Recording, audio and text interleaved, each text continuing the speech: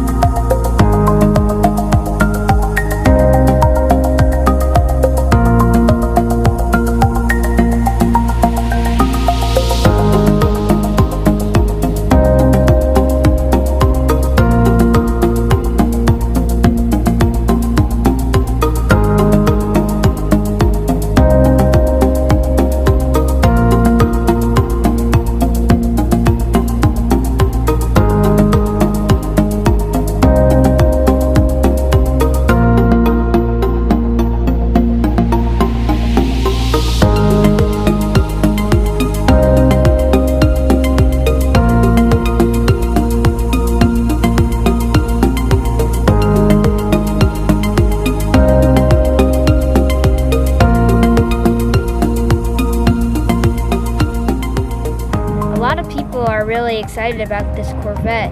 I imagine that you're going to see a lot of them on the road. This particular dealership has sold out all orders.